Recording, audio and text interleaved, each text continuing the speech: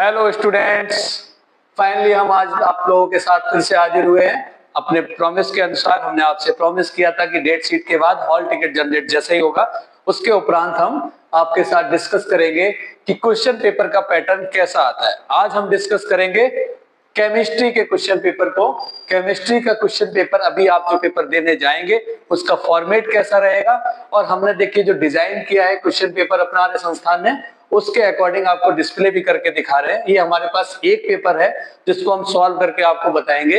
ये already solve है, हम आपको डिस्क्राइब करेंगे। इस तरीके से और भी क्वेश्चन पेपर हमारे संस्थान ने आप रेडी कर रखे हैं आपके लिए। यदि आप पीडीएफ फॉर्मेट में चाहते हो तो पीडीएफ फॉर्मेट में ले सकते हो, और अगर आप फिजिकल कॉपी चाहते हो तो फिजिकल कॉपी ले सकते हो। लेकिन अगर इनको आपने सॉल्व कर लिया तो आप 100% पास हो जाओगे, ठीक है ना। तो इसलिए हम आपसे बारंबार एक ही बात कह रहे हैं कि अपने पेपर्स को लेके आपको तैयार 100% रहना है। अभी रिसेंटली एक मैं न्यूज भी देख रहा था, तो उस न्यूज में लास्ट 4 साल में एनआईएस में 10th क्लास में पढ़ने वाले बच्चे 60% बच्चों का रिजल्ट अनसक्सेसफुल है, अनुत्तीर्ण रिजल्ट कह सकते हो। यानी कि एनआईएस में बच्चों का जो रिजल्ट है वो ग्राफ कहीं ना कहीं पास होने का थोड़ा सा डाउन हो रहा है। तो उस पॉइंट ऑफ व्यू से भी, क्योंकि उनके पास टाइम नहीं होता है पढ़ने का, तो उस पॉइंट ऑफ व्यू से भी ये आपके लिए बहुत ही ज्यादा सक्सेसफुल रहेगा। और आप इस पे काम करेंगे तो डेफिनेटली आप सक्सेस प्राप्त करेंगे। हम स्टार्ट करेंगे सेक्शन ए से। बेटा इसमें टोटल क्वेश्चंस आपके कितने? 43 है, जिसको केमिस्ट्री के पेपर को 2 भागों में डिवाइड किया गया है, सेक्शन ए और सेक्शन बी। सेक्शन ए में जितने भी क्वेश्चंस हैं वो मैक्सिमम 1 लाइन क्वेश्चंस या ऑब्जेक्टिव फॉर्मेट में है, और उसको 2 पार्ट्स में भी डिवाइड कर दिया गया। एक पार्ट ऐसा है कि जिसमें एक एक क्वेश्चन सेपरेटली दिया जाएगा, एक एक क्वेश्चन को ऑब्जेक्टिव के फॉर्मेट में आपको करना होगा, और दूसरा पार्ट है जिसमें कि 2 क्वेश्चन दिए जाएंगे एक साथ, एक क्वेश्चन के 2 सेक्शन। अभी हम देखते हुए चलेंगे। सेक्शन ए से शुरू करते हैं। 1 मार्क्स ईच, यानी कि एक क्वेश्चन का 1 नंबर है। पहला क्वेश्चन जैसे कि हमारे पास लिखा हुआ है, the law of multiple proportion applicable for, किसके लिए एप्लीकेबल रहेगा? ऑब्जेक्टिव दिया गया 2 element forming more than 1 compound. यदि कोई 2 एलिमेंट मिलकर एक कंपाउंड बनाएंगे, या कंपाउंड इन्वॉल्विंग एटलीस्ट 3 एलिमेंट्स, या कोई कंपाउंड जो है 3 एलिमेंट्स रखता हो, या 1 element forming more than 1 type of molecules, 2 element forming 1 compound.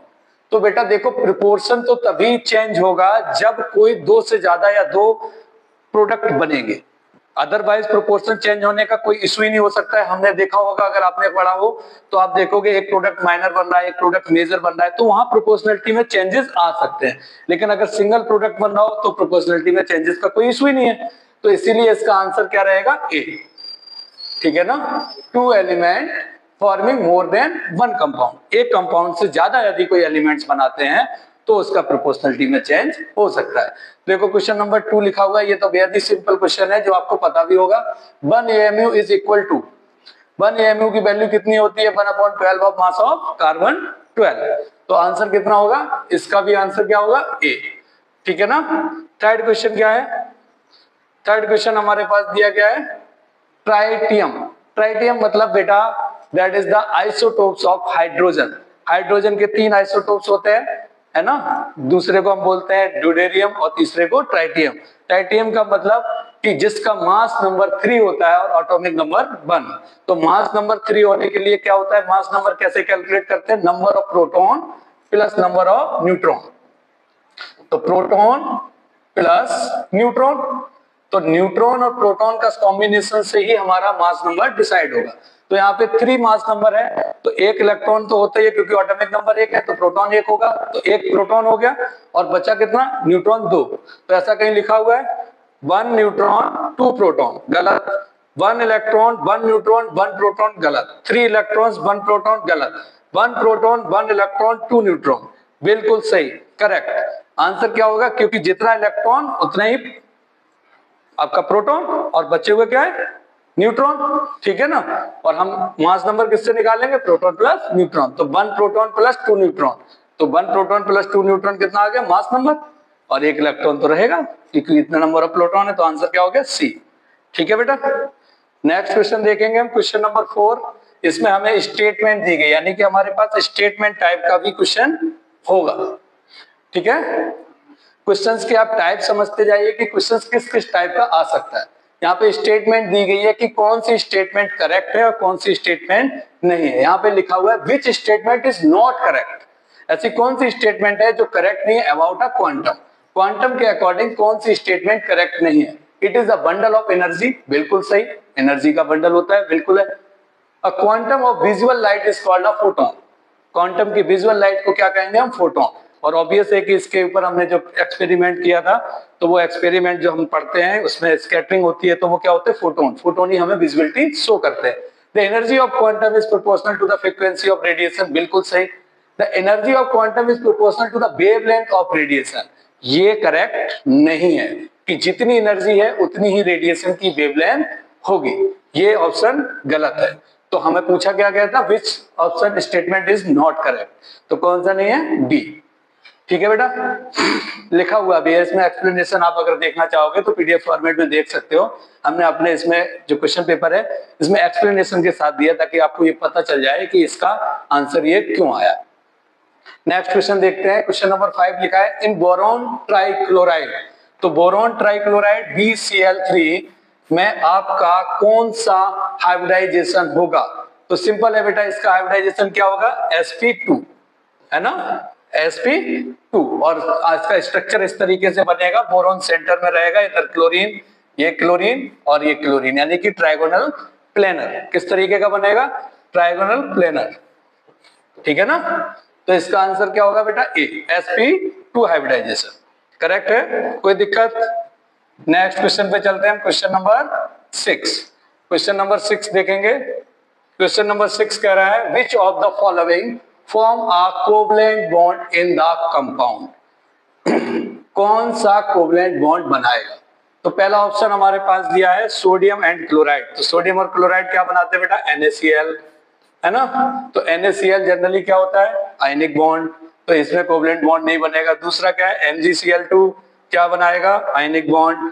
तीसरा क्या है, hydrogen and chlorine, HCl, HCl आपका जो है वो कोवलेंट बॉन्ड बनाएगा, ठीक है। तो ऑप्शन तो हमारा कौन सा हो गया, तीसरा, क्या हो गया ऑप्शन थर्ड, सी।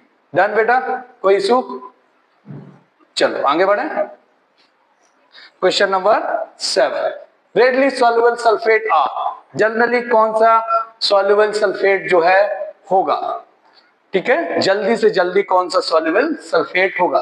तो सल्फेट ये है, हमें पता है कि ग्रुप 2 के साथ जब भी सल्फेट होता है तो उसकी सॉल्युबिलिटी डिक्रीज होती है डाउन द ग्रुप। तो डाउन द ग्रुप जब डिक्रीज होगी तो नीचे के जितने भी नंबर्स होंगे उनकी सॉल्युबिलिटी कम हो जाएगी एज कंपेयर टू ऊपर के। तो हमें चाहिए क्या, रेडली सॉल्युबल, जल्दी से सॉल्युबल, BeSO4 एंड MgSO4, कौन सा होगा, BeSO4 and MgSO4, option is correct B. कौन सा ऑप्शन करेक्ट हो जाएगा, बी, ठीक है ना। Done. Next question number 8, hydrolysis of ethylene ozonide gives, ethylene ozonide हमें क्या देगा। ओजोनाइड रिएक्शन अगर हम इथिलीन का कराएंगे तो हमारे पास क्या मिलेगा, तो हमें ये इसका पता होना चाहिए, हमने पढ़ा होगा। अगर हमने ऑर्गेनिक केमिस्ट्री पढ़ी है थोड़ी बहुत तो सिंपल सा आंसर इसका हमें मिल जाएगा, answer is B, that answer is acetaldehyde, okay, acetal या एसिड एल्डिहाइड कह सकते हो, एल्डिहाइड, ठीक है ना, या एस्टेल्डिहाइड, जो भी आपको वर्ड का बेसिकली प्रोनाउंस कर सको वैसे आप बोल सकते हो। Question number 9, the number of oxygen atom furnished by 2 molecule of para, क्या लिखा हुआ है बेटा, paramagnetic, paramagnet in acidic medium is, कितना होगा, number of oxygen atom furnished by 2 molecules, 2 molecules के द्वारा कितना होगा। तो देखो जैसे हमें दिया गया MnO4, MnO4 होता है पैरामैग्नेट, बिल्कुल हमें पता है MnO4 पैरामैग्नेटिक होता है, तो 2 ऑक्सीजन का कितना निकल के आ रहा है मॉलिक्यूल्स, 4, आंसर कितना आएगा बेटा, सी, क्या है, सी में कितना दिया गया है, 4।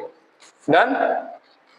नेक्स्ट क्वेश्चन क्या है, question number 10, outer orbital complex formation involve, outer orbital किसी भी कॉम्प्लेक्स, यानी कि कॉम्प्लेक्स, कोऑर्डिनेट केमिस्ट्री का क्वेश्चन है बेटा ये, तो कॉम्प्लेक्स के आउटर ऑर्बिटल का हाइब्रिडाइजेशन क्या हो सकता है, ठीक है। तो हमारे पास यहाँ पे ऑप्शन क्या लिखा हुआ है, sp3d2, ऑप्शन इज ए, क्या ऑप्शन होगा, sp3d2। करेक्ट। नेक्स्ट क्वेश्चन देखो, इसी से रिलेटेड दूसरा फिर से है कोऑर्डिनेशन कंपाउंड का, यानी कि कोऑर्डिनेशन कंपाउंड का चैप्टर पढ़ा होगा तो आपके ये दो क्वेश्चन आप करेक्ट कर सकते हैं। Pair of complexes which show linkage isomerism, तो लिंकेज आइसोमेरिज्म कौन शो करेंगे, ऐसे कौन से दो पेयर हैं जिनमें लिंकेज ऑफ आइसोमेरिज्म बन सकता है, ठीक है। तो आप उसके लिए आप हमारे अगर नोट्स ले लोगे तो आपको बड़ा आसान हो जाएगा, आपको पता चल जाएगा। अभी हम इतना डीपली इस पे डिस्क्राइब नहीं कर सकते, नहीं तो वीडियो हमारा बहुत बड़ा हो जाएगा, ठीक है ना। तो यहाँ पे हमारे पास 4 ऑप्शन दिए गए हैं, कोबाल्ट के साथ 3 ऑप्शन दिए गए, चौथा दिया गया क्रोमियम के साथ। तो अभी हम कोबाल्ट का ऑप्शन देख रहे हैं, तो कोबाल्ट का आप ये देखोगे ऑप्शन नंबर बी। तो कोबाल्ट के साथ जब ऑप्शन नंबर बी में जो हमारा अमोनिया है एंड HCN, और इधर हमारे पास क्या है NCS, ये दोनों हमारे कोऑर्डिनेशन में आ सकते हैं, यानी कि इनका लिंकेज बन सकता है। तो option B is correct. Next question is IUPAC name of, ये तो बड़ा आसान क्वेश्चन है, ये तो आई थिंक सो हमें लग रहा है हमारा बच्चा हर एक कर लेगा, क्योंकि जो 10th क्लास में बेसिकली पढ़ा होगा उसको भी पता होगा। CH3CH2 यानी कि 2 कार्बन दिए गए, दैट मींस द इथेन का फंगा आ गया, इथेन तो हो गई होगा, और इसके बाद हमें क्या करना है, केवल SH को बताना है। तो ठीक है, इथेन थायोल, SH को क्या लिखते हैं, थायोल, तो थायोल लिख दिया यहाँ पे, तो ऐसा कहीं है ethanethiol, okay, that is a B, option is B, ethanethiol. E हटा के हमें थायोल लिख देना है जब भी SH फंक्शनल ग्रुप आता है। डन। नेक्स्ट क्वेश्चन है ऑर्गेनिक केमिस्ट्री का, एल्कोहल क्या लिखा हुआ, एल्केन अंडरगोज पायरोलाइसिस, पायरोलाइसिस के अंडरगोज जब जाएगा तो क्या होगा, at very high temperature and in the absence of air, कब हो सकता है, बहुत ज्यादा टेम्परेचर हो और एयर की यानी कि अब्सेंस हो। तो ऐसा ऑप्शन है बेटा कहीं, at very high temperature and absence of air, that means the option is C, क्या करेक्ट होगा, सी। नेक्स्ट क्वेश्चन लिखा हुआ है 14, the correct order of stability of degree, first degree, second degree and third degree carbocation, ठीक है, ये तो हमने पढ़े होंगे, first degree, second degree and third degree, ठीक है ना। तो सबसे ज्यादा स्टेबिलिटी किसकी होगी, थर्ड ऑर्डर की, फिर सेकेंड ऑर्डर की और फिर फर्स्ट ऑर्डर की, तो ऑप्शन इज बी, कौन सा ऑप्शन होगा, बी। नेक्स्ट क्वेश्चन क्या है, यानी कि उसको हम टर्सरी बोलते हैं, सेकेंड ऑर्डर को हम सेकेंडरी बोलते हैं और फर्स्ट ऑर्डर को प्राइमरी। तो सबसे ज्यादा प्लस आई इफेक्ट के अकॉर्डिंग कौन सा होगा, टर्सरी, फिर सेकेंडरी, फिर प्राइमरी। क्लियर है बेटा। नेक्स्ट क्वेश्चन हमारे पास question number 15, high density polymers which high tensile strength and high melting points are, ऐसा कौन सा होगा, ये कौन से पॉलीमर्स हैं, लीनियर पॉलीमर, जो लीनियर चेन होती है पॉलीमर्स की, उनकी डेंसिटी ज्यादा होती है, टेंसाइल स्ट्रेंथ भी ज्यादा होती है। तो ऐसा ऑप्शन कौन सा है, ऑप्शन ए, कौन सा ऑप्शन मिलेगा बेटा, option A, linear polymer. Done.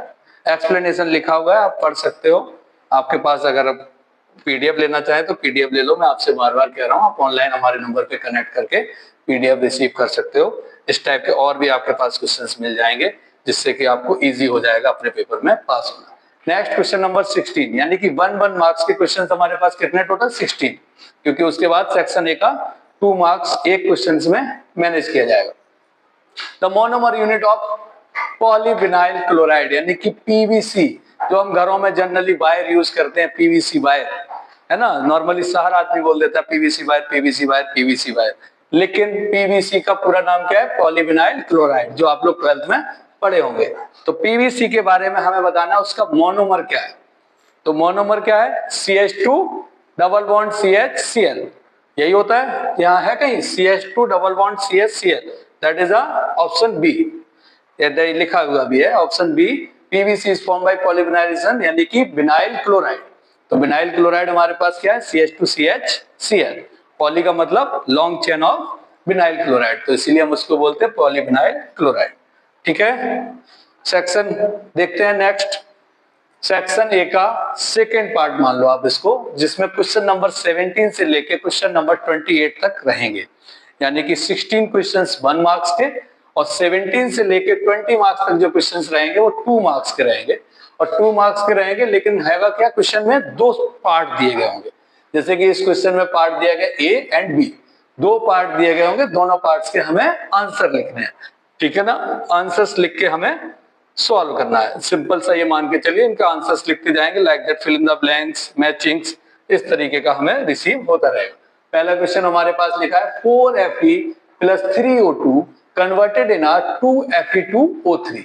In this reaction the mass of oxygen reacting is, कितना ऑक्सीजन का मास रिएक्ट करेगा, ठीक है। ऑक्सीजन का मास कितना होता है बेटा 16, है ना, तो 16 3 जा 48, कितना होगा 16 3 जा 48, तो आंसर कितना आ रहा है 48, ठीक है। इसके बाद दूसरे क्वेश्चन में क्या पूछ रहा है, N2 plus 3H2 प्लस क्या बना रहा है 2NH3, the gram of NH3 produce in above reaction.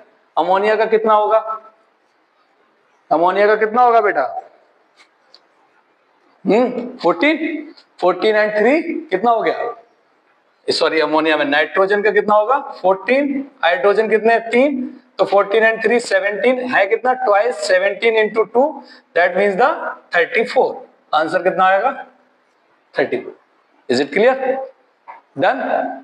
Next explanation आप डीपली अगर ज्यादा समझना चाहें तो नीचे देख सकते हैं, उसको आप क्लियरली पता चल जाएगा आपको। देखिए 34 आंसर आ गया, ठीक है, एंड उसका आंसर 48, क्लियर है।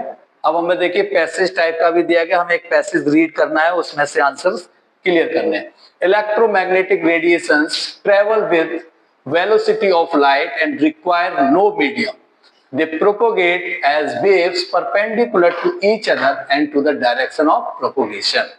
तो इसमें हमें आंसर्स क्लियर करना है, करेक्ट आंसर्स क्या होगा, ठीक है। तो क्वेश्चन में हमें दो ऑप्शन दिए गए, depict the amplitude and wavelength of electromagnetic wave in a diagram, and B में define a photon, give its mathematical expression. हमें दो चीजें करनी है, पहले क्या करना है एम्पलीट्यूड एंड वेवलेंथ बताना है। तो पहले क्वेश्चंस को हम एम्पलीट्यूड एंड वेवलेंथ दिखाएंगे। तो पहले क्वेश्चंस में लिखा हुआ है sinusoidal wave showing the crest and trough, ये हमने बताया था, आप लोग हमारे ऑफलाइन क्लासेस में अगर रहते हैं, अभी फर्दर हम ऑनलाइन आएंगे तो समझ आ जाएगा। तो हमने बताया था कि एक हिस्सा होता है क्रेस्ट और दूसरा हिस्सा होता है टाउ, तो एक हिस्से को क्रेस्ट और टाउ इस तरीके से हम साइन वेव को शो करते हैं। तो जब साइन वेव हम शो करेंगे इस तरीके से, तो साइन वेव के अकॉर्डिंग उन्होंने बताया कि कौन सा हिस्सा क्रेस्ट रहेगा और कौन सा हिस्सा आपका जो टाउ बोलते हैं, जिसको हम लोग अपने बच्चों को सिखाए हैं टाउ करके, ताकि टाउ और क्रेस्ट के अकॉर्डिंग वो समझ जाए। Distance between two successive crest और trough, amplitude is equal to the height of the crest, ये जितनी हाइट होगी उतना ही उसका एम्पलीट्यूड रहेगा। Is it clear. दूसरे ऑप्शन का आंसर क्या है, दूसरे क्वेश्चन का फोटोन, फोटोन क्या होता है आपको पता है, quantum of electromagnetic radiation, value क्या ई बराबर एच बी, या फिर आप उसको कह सकते हो H C upon lambda, wavelength के अकॉर्डिंग निकालेंगे तो H C upon lambda. Second question का आंसर, यानी कि आप सेकंड पार्ट जो है ए सेक्शन का, उसमें आपको एक या दो लाइन का लिखना है मैक्सिमम, एक लाइन, एक वर्ड भी हो सकता है, एक लाइन भी हो सकती है ना। फर्स्ट वाले जो सेक्शन में यानी कि जिसमें 16 क्वेश्चंस हैं, उसमें आपको सेपरेटली केवल और केवल टिक करेक्ट करना है। डन। क्वेश्चन नंबर 19 देखिए, इसमें आपको क्या करना है, ट्रू और फॉल्स बताना है। तो तीन आपके फॉर्मेट इसमें अभी अवेलेबल हो चुके हैं, ट्रू और false. Acetylene has a bond order of 3 and the lone pair bond pair repulsion is intermediate between lone pair lone pair lone pair bond pair bond pair. बिल्कुल सही, दूसरा वाला बिल्कुल करेक्ट है। देखो हमने आपको बताया था, ये वेस्पर थ्योरी के अकॉर्डिंग लोन पेयर पहला आएगा एलपी एलपी, दूसरा आता है एलपी बीपी यानी बॉन्ड पेयर, तीसरा आता है बीपी बीपी, ठीक है ना। तो इसके बीच का ये इंटरमीडिएट है लोन पेयर बॉन्ड पेयर, हाँ या ना। तो इसका आंसर क्या हो जाएगा, true. Acetylene has a bond order of 3, ये भी बिल्कुल सही है, इसका ऑप्शन क्या हो जाएगा, सी ट्रिपल बॉन्ड सी। तो कितना है बॉन्ड ऑर्डर, कितना है 3, तो आंसर क्या है, दोनों क्या हो गए ट्रू, ठीक है ना। नेक्स्ट क्वेश्चन पे चलें।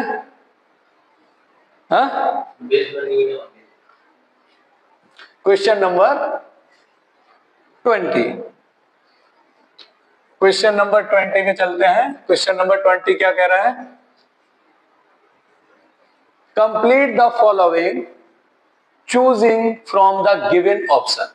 हमारे पास 4 ऑप्शन दिए गए हैं, उनमें से हमें फिल इन द ब्लैंक्स में दो ऑप्शंस को भरना है।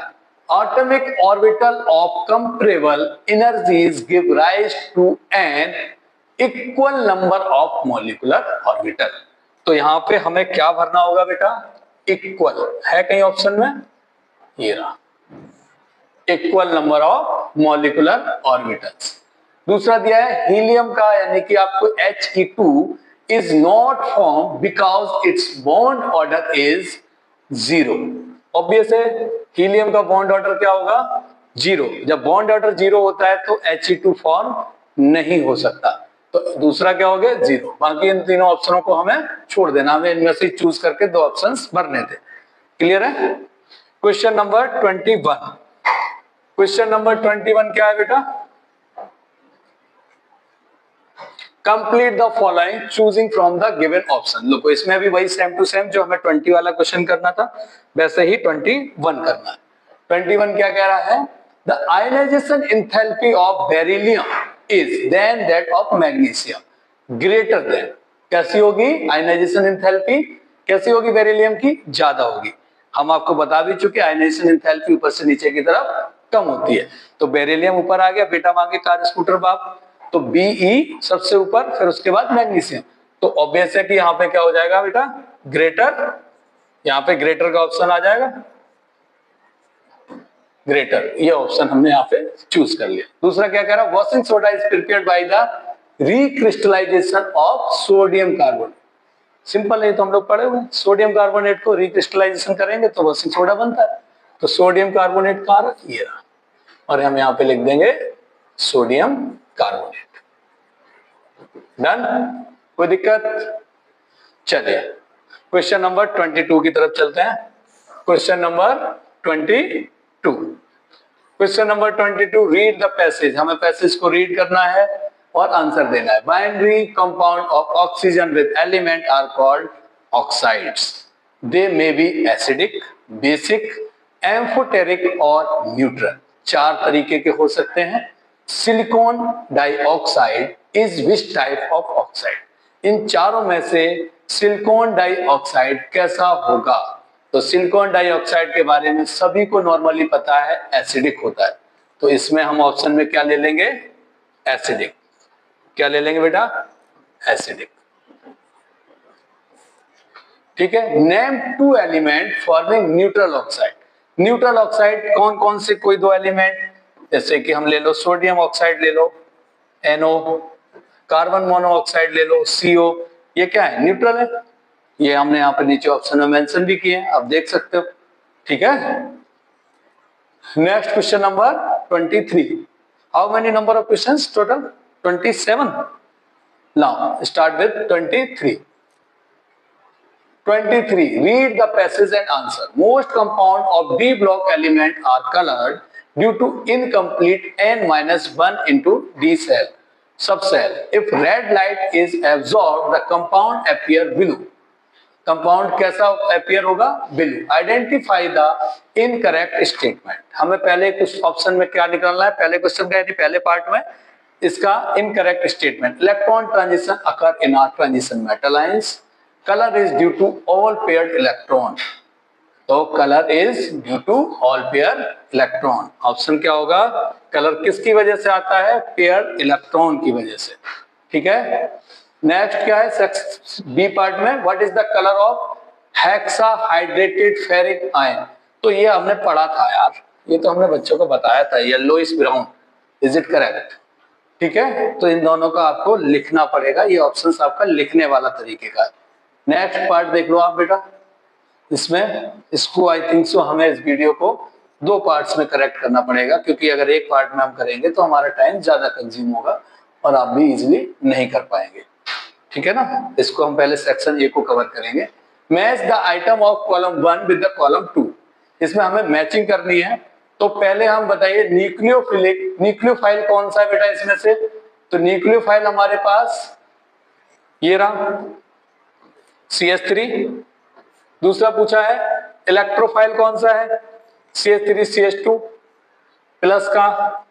इसके बाद हमसे पूछा है कार्बोकैटायन, तो कार्बोकैटायन कौन सा है? H plus. उसके बाद क्या पूछा है? Free radical H2O। बिल्कुल डन। चारों ऑप्शन करेक्ट हैं, चारों ऑप्शंस ये हो गए, यानी कि इसके साथ इसको लेके जाएंगे, इसके साथ इसको लेके जाएंगे, इसके साथ इसको लेके जाएंगे और इसके साथ इसको। यहाँ पे हमने लिख दिए, मेंशन कर दिए ताकि आपको इजीली हो जाए। ठीक है, इजीली आप इसको फाइंड आउट कर सकते हो कि किसका ऑप्शन क्या है। देन क्वेश्चन नंबर 25 देखो बेटा। Question number 25, complete and balance the following reaction. हमें रिएक्शंस को कंप्लीट करना है। CaC2 + 2H2O क्या बनेगा बेटा? CaCO2, तो C2 बाहर हो जाएगा, तो Ca के साथ हमें कितने इलेक्ट्रॉन चाहिए? टोटल 2, तो Ca के साथ क्या आ जाएगा? OH, तो CaOH का होल ट्वाइस प्लस, अब C2 आ गया इधर, तो C2 के साथ 2 H2 आ जाएंगे, C2H2। इधर क्या है? CS ट्रिपल बॉन्ड CH, तो जाहिर सी बात है ट्रिपल बॉन्ड ब्रेक होगा, और ये हमारा वही वाला फार्मूला आ गया जिससे हम बनाते थे एल्डिहाइड। तो एल्डिहाइड बनाने के लिए ये हमारे पास क्या आ जाएगा? CH3CHO, ये प्रोडक्ट बनेगा। ठीक है, नेक्स्ट क्वेश्चन हमारा लास्ट 26, 27 दो क्वेश्चंस बचे हैं। 26 का है, read the passage and answer. In alkyl halide the CX bond formed by overlap of sp3 orbital of carbon and p orbital of halogen। किसके साथ बना रहा है? p orbital halogen ग्रुप का एंड कार्बन का sp3 orbital। Bond becomes polar due to halogen's high electronegativity। Alkyne are non-polar, overall cannot form hydrogen bond with water। पानी के साथ नहीं बना सकता। ठीक है, तो इसका ऑप्शन ये हमने करेक्ट आंसर्स मेंशन किया है। Give one example of substitution reaction of halo alkane.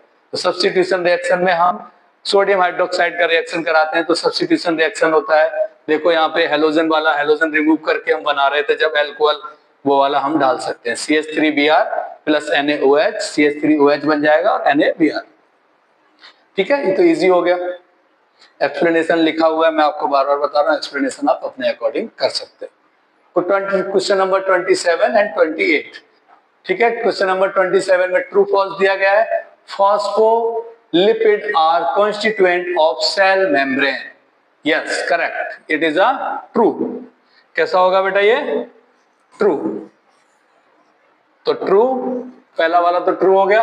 The structure of a protein molecule is unchanged by temperature variation. गलत। टेम्परेचर अगर वेरिएशन होगा तो स्ट्रक्चर भी चेंज होगा, तो सेकंड ऑप्शन क्या हो जाएगा बेटा? ये फॉल्स। ठीक है, लास्ट क्वेश्चन क्या है? Read the passage and answers. Passage को हमें रीड करना, आंसर देना है। Molecule of soaps and detergents form aggregate called micelles, and when dissolve in water, when soap is used for cleaning, which part is directly toward the center of micelles? Why are micelles observed by grace in cloth? तो ये directly क्यों करता है? क्योंकि hydrophobic होता है, hydrocarbon tell. तो पहले का ऑप्शन ये रहा। दूसरे का, because grease is non polar and attract the non polar tail of micelles.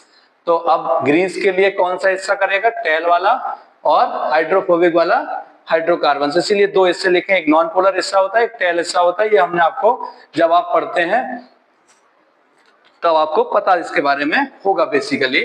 ठीक है ना, अदरवाइज आप नहीं कर पाएंगे। हम सेक्शन बी को डिस्कस करेंगे सेकेंड पार्ट में। फर्स्ट पार्ट में हमने अभी डिस्कस किया वो फर्स्ट पार्ट, आप जिससे कि आपको ये पता चल गया कि सेक्शन ए के जो 28 क्वेश्चंस हैं उसमें दो पार्ट हैं। फर्स्ट पार्ट में 16 क्वेश्चंस डायरेक्टली ऑब्जेक्टिव हैं, एंड सेकेंड पार्ट के जो क्वेश्चंस हैं उसमें आपको कुछ लिखना है, ट्रू फॉल्स है, मैचिंग है। ठीक है, यूज चूज करके वर्ड्स करने हैं। मैक्सिमम क्वेश्चन 3 या 4 थे, जिसमें कि आपको अगर प्रॉपरली याद है तो वो लिख सकते हो। अदरवाइज बाकी क्वेश्चंस में आप मोस्टली वहीं से आइडेंटिफाई करके आपको करना था। ठीक है, we will discuss second part after few time. Now thank you, have a good day.